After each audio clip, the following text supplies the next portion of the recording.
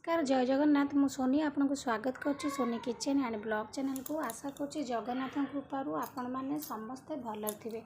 जोड़ी था भलर था सुरक्षित था वीडियो को फास्ट टू लास्ट जाए देखुए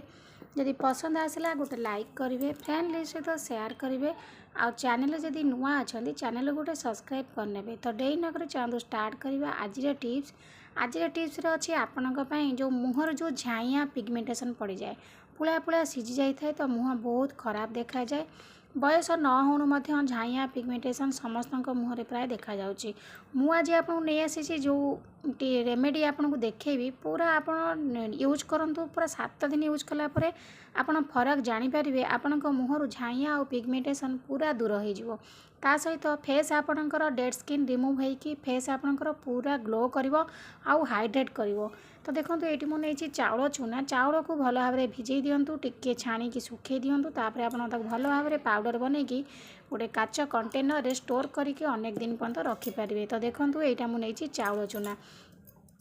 चूना आपण गोटे नेचुरल स्क्रब भली आपणकर फेस रे काम करिवो डेड स्किन रिमूव करिवो झाइया पिगमेंटेशन को दूर करने हेल्प करिवो आठू भल जिनस आपन किछि भी पाइबेनी ये गोटे बहुत बढ़िया नेचुरल जिनस होम रेमेडी आपण पार्लर जाइए अजथा पैसा खर्च करवा बाहर कस्मेटिक किଣିକି लगेगा जो मुहरे पुला पुला सीझी जाऊँगी कला पड़ जाऊँगी तो आप कस्मेटिक किଣି लगाउछंती तो मुह आपणकर आउरी खराब हो किंतु एइथिरे आपणकर मुह बिल्कुल भी खराब हेबनी आपणकर स्किन बहुत भल रहइबो चाउल चूना एमती प्रस्तुत करके स्टोर कर रखी दिंतु आराम से आपन घरोई जिनस यूज करके आपणकर फेस को पूरा सतेज आ ग्लो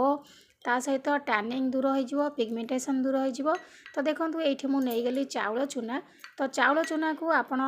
कौन पकईकि गोले ने मुझे देखे नौची आप ठीक से भाव में प्रस्तुत करंतु देखिए आपणकर फेस पूरा ग्लो करने सहित टैनिंग पूरा दूर हो तो देखो ये मु चाउल चूना नहीं गली तापर आम नेक्स्ट जिनस मिसई नवा तो तापर देखो नेक्स्ट जिनस ये मुझे कर्ड राइस फ्लोर ता सहित कर्ड नहीं जाए माने दही मुझे घरे पकेवा दही नहीं तो चाउल चूना को आपड़ दही रे ही गोलेबे ये पानी देवेनी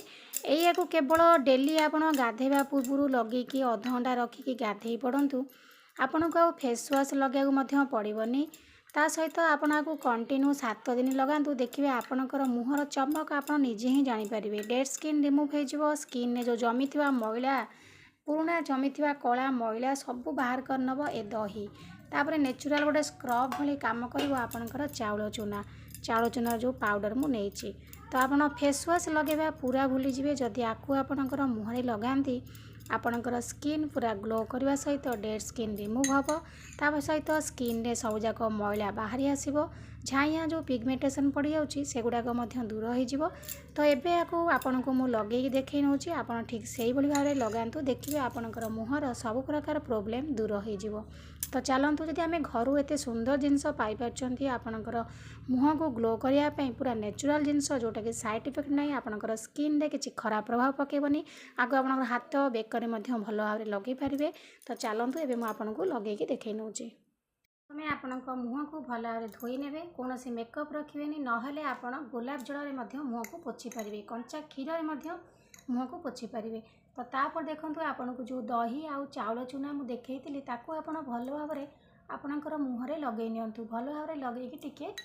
स्क्रब माने स्क्रब करनियंतु मसाज करने द्वारा आपणकर डेड स्किन जाक रिमूव हम दही तो आपणकर फेस को पूरा ग्लो करिवो ता सहित जो जमी थी मैला सब बाहर कर आनिवो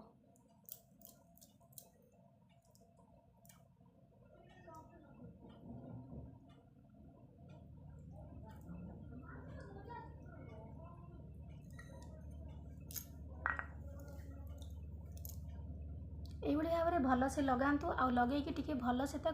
मसाज करनियंतु मसाजटा हूँ आपणकर बहुत इम्पोर्टाट कहीं मसाज करा द्वारा कौन हम ना आपणकर ब्लड सर्कुलेशनटा ठीक हम ता सहित आपणकर डेड स्किन जाक रिमूव हम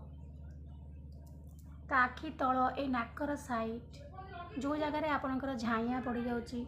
भल भाव में लगे नियंतु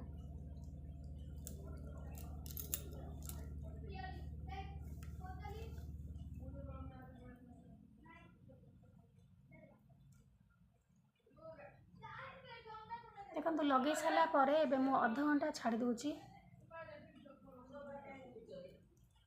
अध घंटा पर आपण भल भाव धोई नियंतु। आपन को फेस वाश लगे को बिल्कुल भी पड़ोनी। आपको आप गलार लगातु हाथ में लगातु। एबे देखो मु लगेला अध घंटा रखिला परे मो मुह को पूरा नॉर्मल पानी खाली धोई नहीं धोई सारा पर केते सुंदर आपन को सॉफ्ट लागिवो। ता सहित आपनकर डेड स्किन रिमूव हो जिवो। आपनकर जो झाइया पिगमेंटेशन सब पड़ जाए पुला पुला एठी कोठी तो आराम से आपनकर भल हो। कंटिन्यू 7 दिन व्यवहार करंतु देखिए आपन फरक निजे ही जानि परिबे केते सुंदर आपनकर काम करूची। तो आशा करछे आज ये सुंदर वीडियो आपन पसंद आस्तो। यदि पसंद आस्तो लाइक करिवे, फ्रेंड के साथ शेयर करिवे आ चैनल यदि नुआ आछंती चैनल गोटे सब्सक्राइब करनेबे। तो आज पे मु विदाय नउची पुणी देखा भी आपन सहित नेक्स्ट वीडियो रे। से पर्यंत रहूची नमस्कार जय जगन्नाथ।